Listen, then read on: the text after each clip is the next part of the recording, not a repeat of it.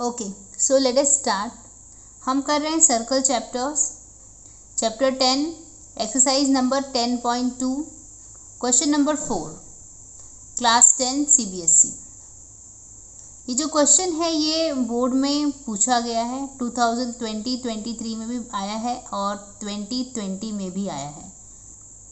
अब देखते हैं क्वेश्चन क्या है। Prove that the tangents drawn at the end of a diameter of a circle are parallel. Okay, तो मैं समझाती हूँ कि क्वेश्चन क्या कह रहा है। हमें बताना है, हमें ये प्रूफ करना है कि ये जो टेंजेंट दिख रही है आपको PQ और LM, ये मैंने खुद से डायग्राम बनाया है, ये क्वेश्चन में दिया नहीं है। तो टेंजेंट होता क्या है, देखो टेंजेंट वो होता है जो सर्कल को जस्ट एक पॉइंट पे टच करके निकल जाए। तो यहाँ पर हम देख सकते हैं जो PQ है वो सर्कल को जस्ट A पॉइंट पे टच करके निकल गई, और वैसे ही जो LM है वो सर्कल को B पॉइंट पे टच करके निकल गई। ठीक है, तो LM और PQ क्या है, टेंजेंट है। तो हमें ये बोलना है कि जो LM है वो पैरेलल है PQ के।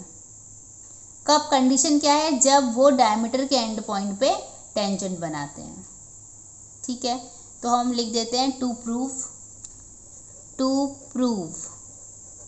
क्या है। टू प्रूफ में हमें ये प्रूफ करना है कि जो LM है वो पैरेलल है PQ के।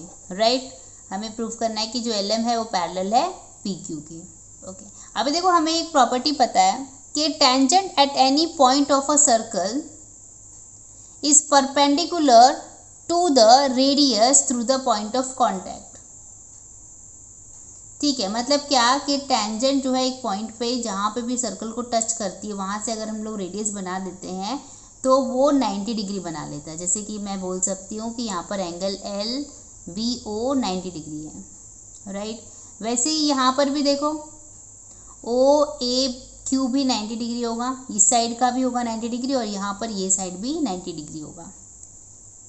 ठीक है, तो हम क्या लिख सकते हैं, हम ये लिख सकते हैं कि ये जो OB है इस परपेंडिकुलर टू LM, OB इस परपेंडिकुलर टू LM, क्या OA इस परपेंडिकुलर टू PQ।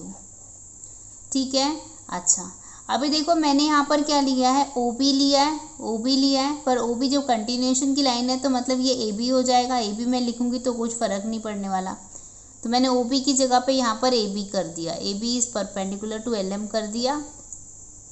वैसे यहाँ पर जो OA है इसको कंटिन्यू करूँगी तो AB ही बनाएगा, तो यहाँ पर भी मैंने लिख दिया AB is perpendicular to PQ। ठीक है, तो AB is perpendicular to LM also and AB is perpendicular to PQ also। ठीक है, अब परपेंडिकुलर है मतलब क्या, ये जो एंगल बनेगा यहाँ पर मतलब LBA, angle LBA is 90 degree. वैसे यहाँ पर क्या होगा, एंगल BAQ भी 90 एंगल होगा, 90 डिग्री। ठीक है, बट ये देखो LBA मैं यहाँ पर पेन से बना देती हूँ for better understanding. Angle LBA मतलब ये वाला एंगल, और एंगल BAQ, तो ये दोनों जो एंगल है वो अल्टरनेट एंगल भी बना रहे हैं।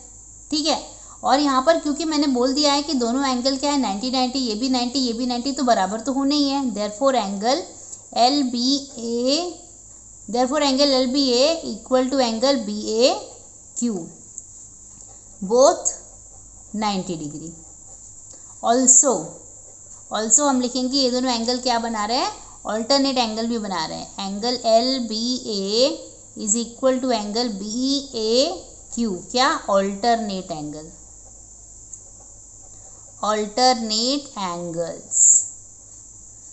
ठीक है, अब ये जब ऑल्टरनेट एंगल है तो ऑब्वियसली LM जो है वो पैरेलल हो जाएगा PQ के। ठीक है, क्योंकि ऑल्टरनेट एंगल तभी बन पाते हैं जब उन पे कोई एक लाइन जो है वो पैरेलल हो। जैसे कि देखो मैं बताती हूँ, अगर दो लाइन पैरेलल होती है और उनके बीच एक ट्रांसवर्सल जाती है, ठीक है, तो ये जो एंगल होगा, सपोज ये एक्स है, वो एंगल ये वाले के बराबर होगा, वाई वाले। ठीक है, तो ये हमेशा जेड बनाती है, देखो ये हमेशा जेड बनाती है।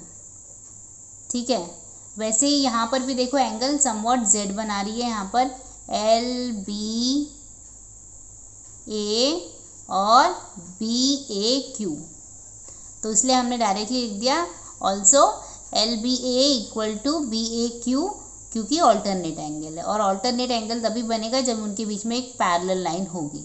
तो हम लिख देंगे directly therefore L M is parallel to P Q, therefore L M is parallel to P Q, hence proved, hence proved. ठीक है, तो यहाँ पर ये क्वेश्चन ख़त्म हो जाता है। आई होप आपको समझ में आया है।